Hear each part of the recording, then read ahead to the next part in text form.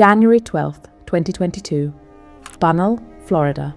A small city of fewer than 3,000 people in Flagler County. A Wednesday night. Kids are out. Families are close. And on a quiet corner called South Anderson Street, a 16-year-old boy named Noah Smith is standing near the front of his house. Noah had nothing to do with what was coming. He was just there. Noah Smith was 16 years old and a student at Flagler Palm Coast High School.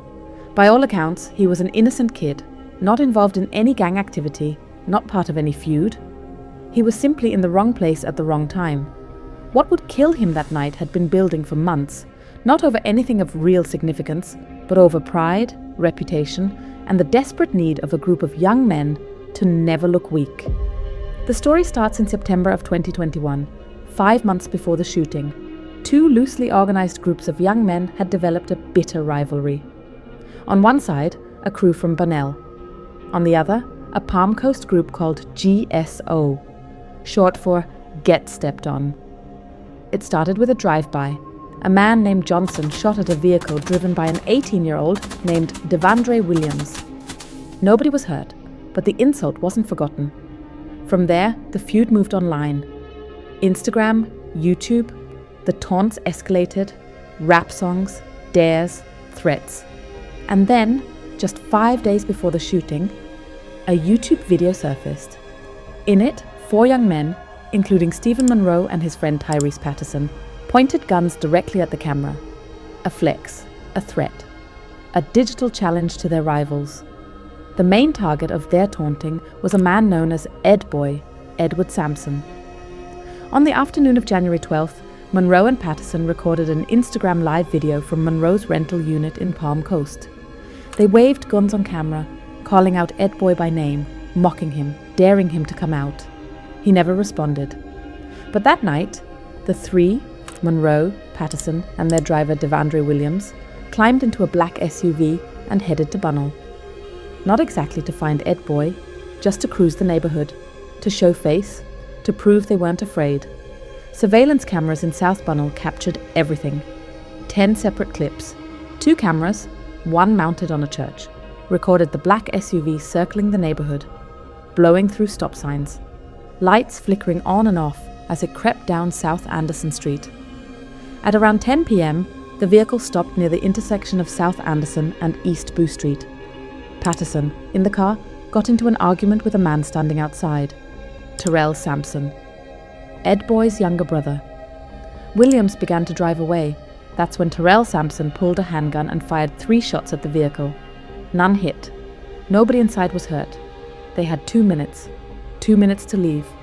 2 minutes to drive away and let it go. They didn't. Prosecutors would later describe those 2 minutes as a deliberate choice. Williams circled the block. He drove back slowly, deliberately, lights off, toward the same intersection. Stephen Monroe, seated in the car, was the first to open fire. He fired before the vehicle even reached the corner. Behind him, Tyrese Patterson emptied his entire clip, bullet after bullet, into the street.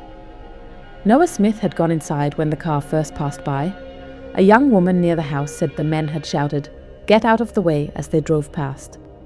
Someone warned Terrell Sampson not to start anything, but when the car came back and the gunfire erupted, Noah stepped back outside. A single bullet struck Noah in the hip.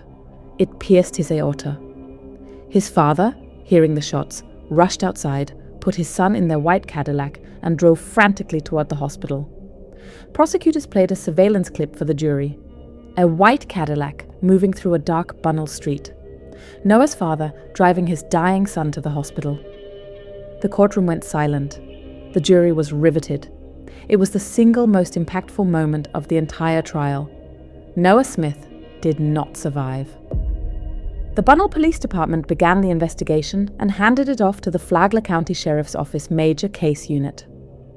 What investigators found was, in their own words, a treasure trove. Left behind in plain sight on social media, Instagram posts, YouTube videos. Rap songs Monroe had written that described the shooting in vivid detail. In one lyric, he wrote about swinging his weapon and taking a life. In another, he referenced smoking on Terrell, referring to Terrell Sampson. The evidence was overwhelming. Monroe, Patterson, and Williams were arrested and charged with first-degree murder. State Attorney R.J. Larissa launched Operation Young Guns, a targeted effort to prosecute violent gun crime among young adults in the 7th Judicial Circuit. Terrell Sampson, who fired first, was also arrested and ultimately sentenced to 12 years. 3 years passed. Williams pleaded guilty to second-degree murder in 2024, sentenced to 55 years.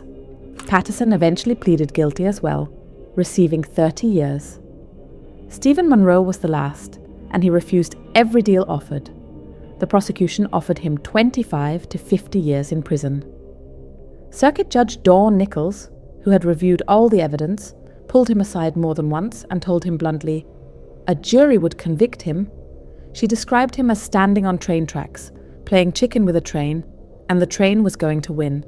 Monroe declined. The 3-day trial in February 2025 was relentless.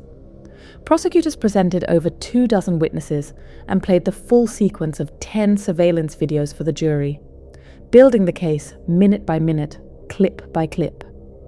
Then Monroe made a dramatic decision. He took the stand in his own defense.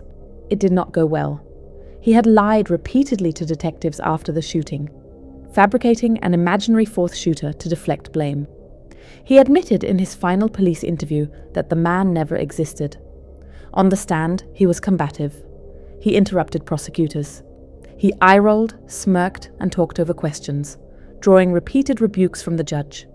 In closing arguments, prosecutor Mark Johnson told the jury that the entire case, the shooting, the lies, the attitude on the stand, came down to one thing: having the last word. On February 14th, 2025, Valentine's Day, the jury deliberated for less than 20 minutes. Guilty. First-degree murder with a firearm. Judge Nichols sentenced Monroe immediately. Mandatory life in prison. No parole. No possibility of release. Stephen Harmon Monroe, now 26 years old, will spend the rest of his life behind bars. After the verdict, Monroe, who had worn glasses throughout the trial in what observers called an attempt to look more composed, took them off the moment the jury left the room. As he was fingerprinted, he waved a snarky goodbye to one of the prosecutors.